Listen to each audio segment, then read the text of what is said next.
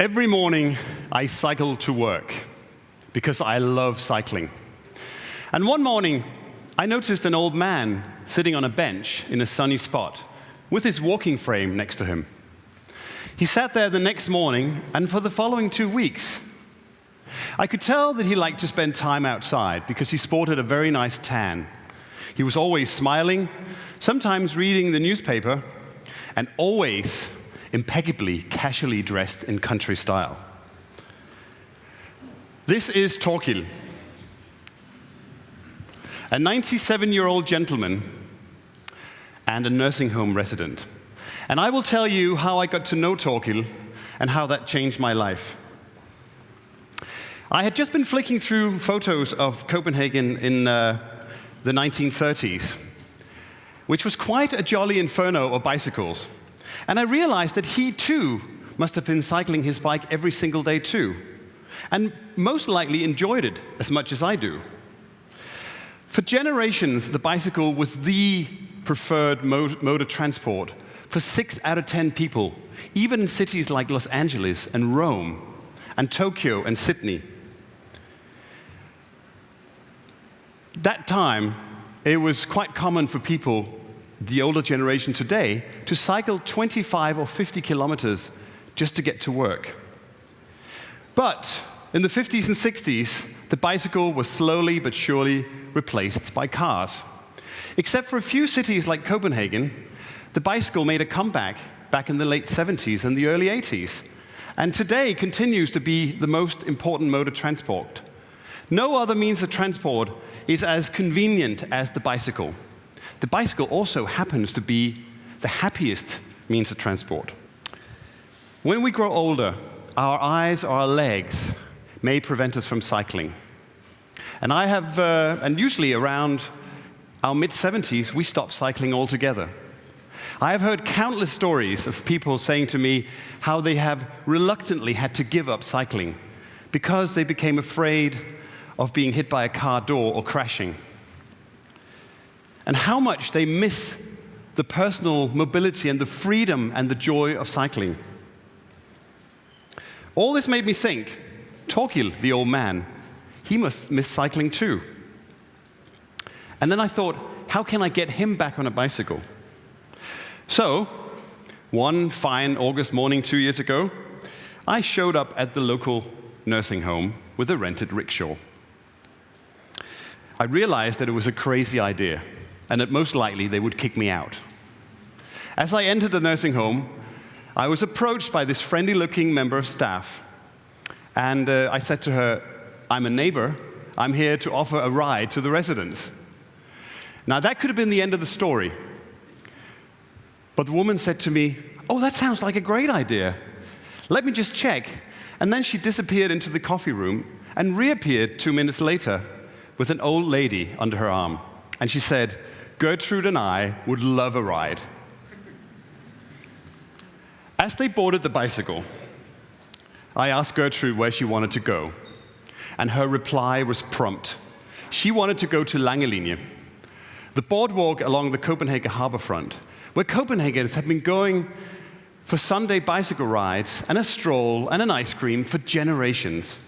I also learned that Langelinje played a very important role and a very special role to Gertrude, because she, for many years after the war, she had lived in Greenland with her husband and children. And this is where the Greenland ships used to dock. And she told me she could almost smell the tar and hear the seagulls and sense the hive of activity, all those details. The ride lasted about an hour. And after an hour, I felt I had an almost magical bond with this stranger, Gertrude. It almost felt as if I had been on a time journey with her.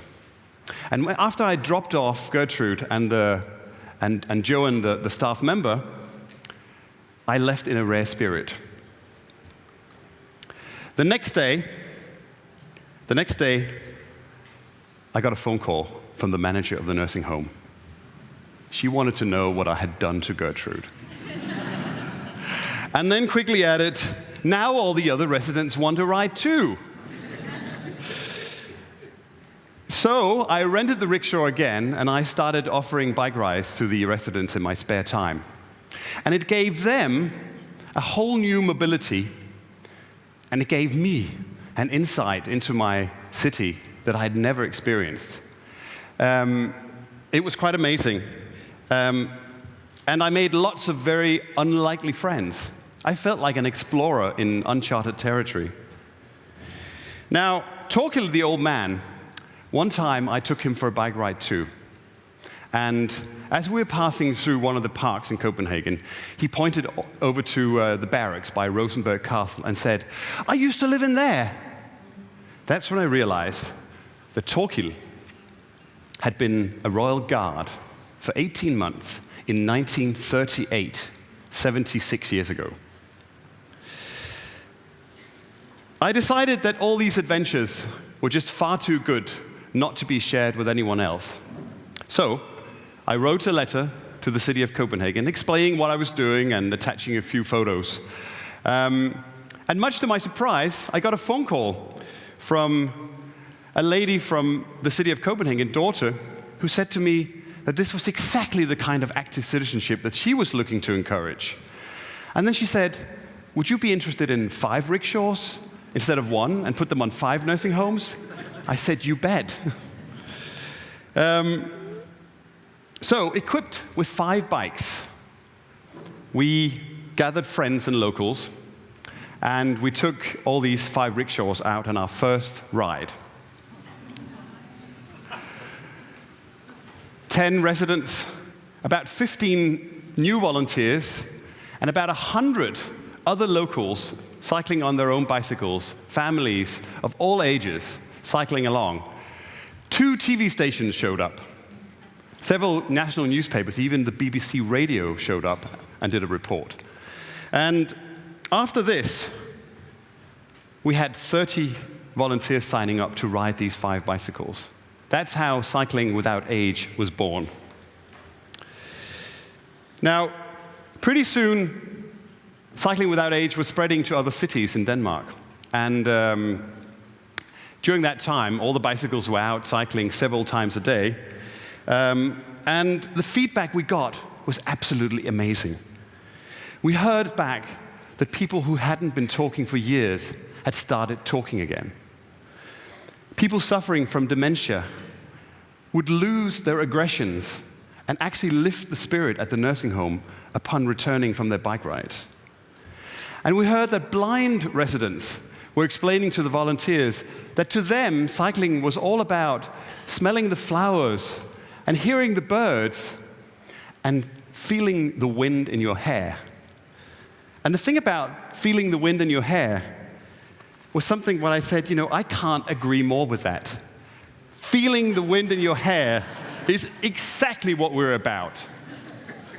We're here to fight for people's wind in their hair.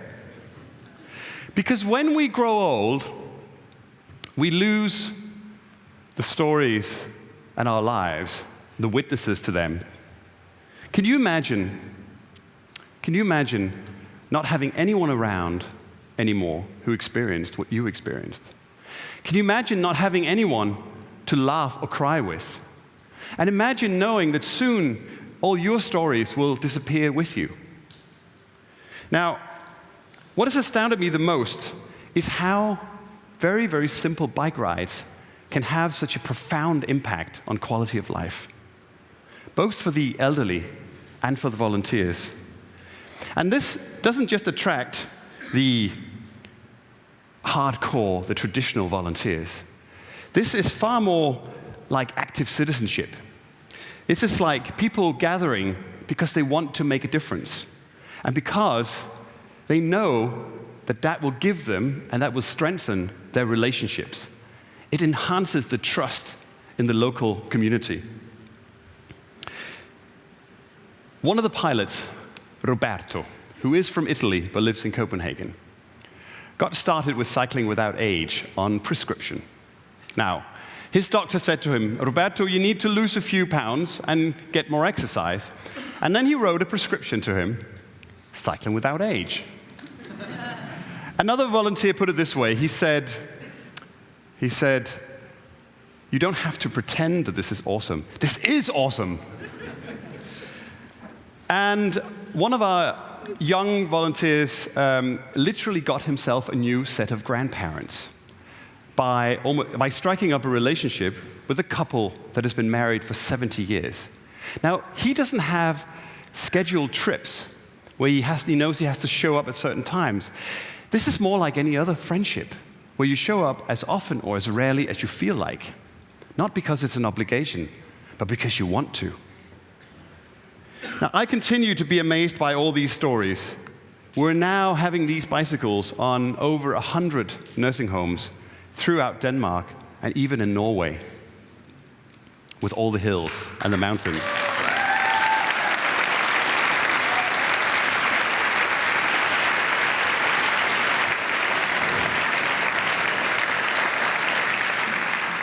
It humbles me to witness people in wheelchairs coming back from these rides, singing and smiling, saying, "I thought I'd never cycle again." It's that kind of positive impact that fuels my enthusiasm and gets me out of bed in the morning. And I love it when I see other people find that too. Now, 3 days ago, we returned from the longest bike ride yet.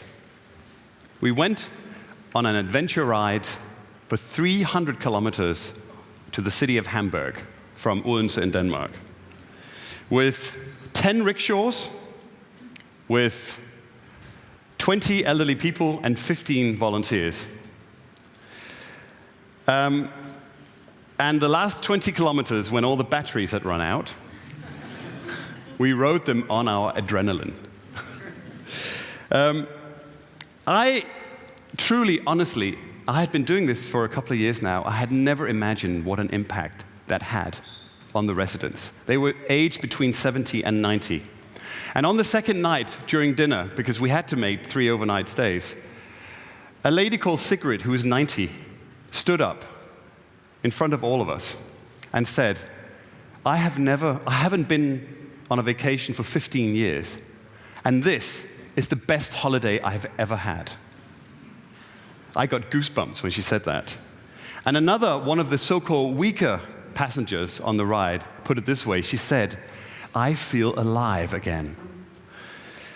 Now, most of these ones, they actually arrived when we started the trip. They arrived with their walking frames and even some in wheelchairs. They forgot they brought them. We had a bus accompanying us. They were in the bus all the time. And some of them reported that at night, they didn't need the tranquilizers to sleep. And this is actually arriving in Hamburg. This is taken by the Alster Lake in Hamburg, where we're sitting and people being totally baffled by we crazy Danes arriving in Hamburg by rickshaw. Torkild and I celebrated our friendship and his 97th birthday 2 weeks ago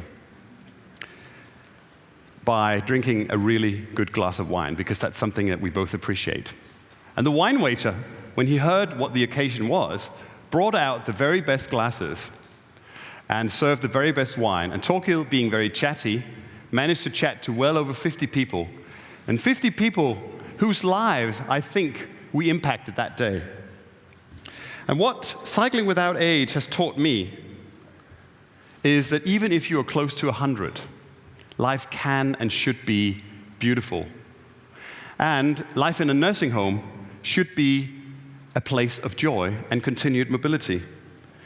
You too can invite a local, a neighbor, or a complete stranger on a journey through cities and through landscapes. And by doing so, you help create better lives.